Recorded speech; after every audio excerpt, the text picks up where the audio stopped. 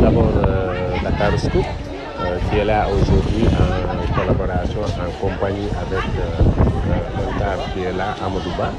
Vraiment, si vous êtes aujourd'hui dans cette école, il y a les responsables de l'école, le censeur est là, le proviseur est là, tout le monde est au courant, c'est très beau, il faut aussi les rencontrer tout de suite après.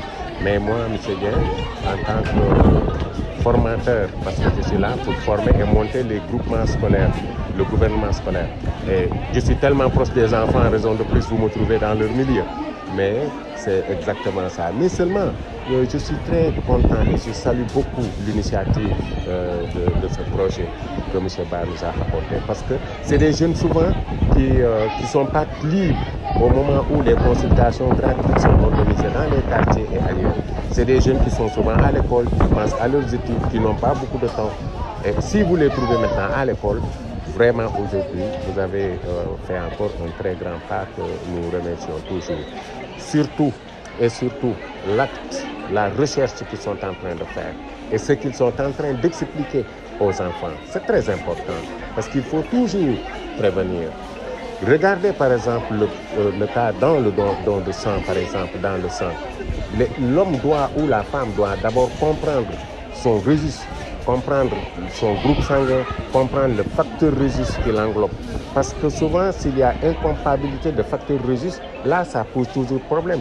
Un couple peut vivre longtemps sans enfants parce que leurs facteurs registre sont incompatibles. Alors, souvent aussi, donc, mieux vaut connaître avant. Alors, c'est ce que l'ONG est venue aujourd'hui faire devant les enfants. Vraiment, nous sollicitons tous cet acte.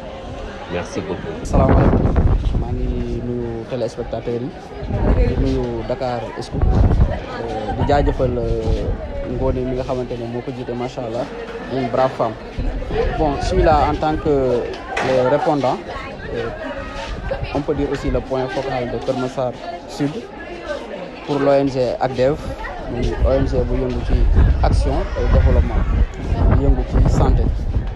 Bon, dañu amal fi benn consultation à SRAJ bu ñu nee SRAJ mooy la promotion de la santé sexuelle et reproductive des adolescents et jeunes.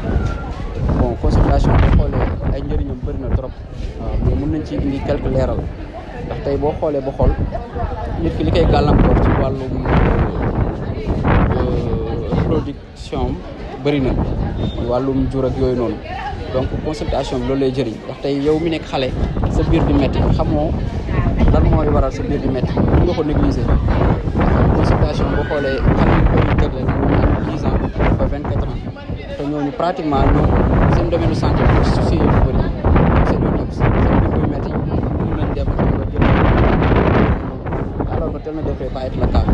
Maintenant consultation bi dina avertir ci lu bëri et aussi dina accompagner ci lu bëri.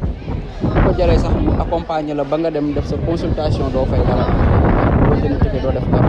Donc l'exemple que je vais donner mooy tey da ngay gis si suñu famille yi tey muy Sénégal Afrique sax on peut dire même ñu si bëri sa xale bi biiram di métti mu ñu wax ko yaay à la place mu yóbbu ko hôpital nga yóbbu ci ay sëriñ ci sëriñ boobu tey bu dee consulté wu ko xamul lu koy métti bu ko joxee butéel mu naan tey butéel boobu à la place mu koy faj mun na ko jural ay gàllankoor.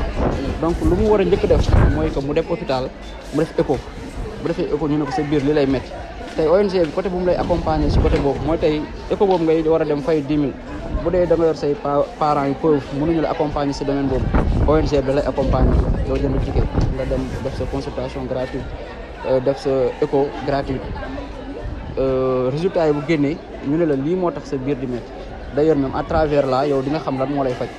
Donc je pense que ONG bi moom ci social lay yëngu ci santé lay yëngu te dafa laaj aussi ñëpp gën si jàpp man tey bu ma koy côtoyé boobu j'étais le président de AJDMK l'association des jeunes pour le développement de Mimekal et environ.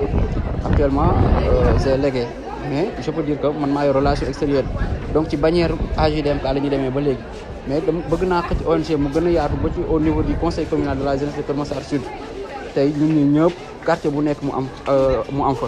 D'ailleurs tey ñu ngi ci lycée de Keur Massar mais suba dañuy dem ci yeneen domaine ci yeneen quartier tey lu mel na madame Ba Serge Birion Alaaji Paate Tamil Bass foofu yëpp bëgg nañ fa dem waaw on a aussi comment dirais-je def ay activités yi nga xamante ne tey mun naa ne Minakel école élémentaire def nañ fa activité Camille Basse def nañ fa activité donc ñoo ngi ñaan mu gën a yaatu donc sur ce ñoo ngi woo ñëpp ñu ñëw gën si jàpp comme ñu mel ni yéen ñu mel na les autorités communales ñu mel na ñeneen ak ñeneen xam nga ba ci ministre de la santé tamit war na mën a gën a mën a ñëw gën a jàpp ci affaire yi d'ailleurs même c'est des partenaires de l'ONG donc c'était ça donc ñoo ngi jaajëfal ñëpp di jaajëfal élèves yi di leen di wax ne bu ñu am complexe ndax tamit wér-gu-yaram du caaxaan du lu ñuy foowee waaw te yaram moom lu ci metti rek borom yëg ko donc te xale xamul man damaa war a dem faju yow mi mag di yëngu ci ONG yi nekk ci milieu associatif bi askan bi ñor la yow yaay dem di ko conscientiser di ko encourager pour que mu dem ci côté boobu donc looloo waral tey ñu ñëw def ko ci lycée bi waaw et macha allah élèves yi ñëw nañu ñoo ngi consulté wu bu baax a baax macha allah di ko jëm ba léegi ñu ngi ci di jaajëfal proviseur bi muy monsieur Ngom moo ñu may autorisation mook censeur bi muy monsieur Koundoul leen jaajëfal bu baax a baax très franchement di jaajëfal Ibra muy taxawoon fii waaw di jaajëfal ñëpp daal ñoom monsieur Seck mooy ñi nekk ci ONG bi ñoom Mami Oumy Gueye ñi nga xamante ne ñoom ñooy suñu doyen ci affaire yi ñoom ñëpp ñu ngi nuyu de passage waaw suñu supérieur aussi tamit ñoom ñëpp ñu ngi nuyu très franchement c'était ça en grosso modo. Bonjour tout le monde, je salue tous les spectateurs et les membres de l'établissement lycée Kamassa. Je m'appelle Safiatou Awa Gueye, je suis dans la classe de la seconde SC. Bon, pour l'association, je vois que c'est très pratique pour nous parce que parfois on a des problèmes et on ne peut même pas en parler. Parfois on a même la compétence d'en parler à nos parents, à nos amis. Et on voit bien qu'ils sont là pour nous aider. Bon. Quand j'ai fait ma consultation, j'ai vu, elle m'a aidée, elle m'a donné même des conseils.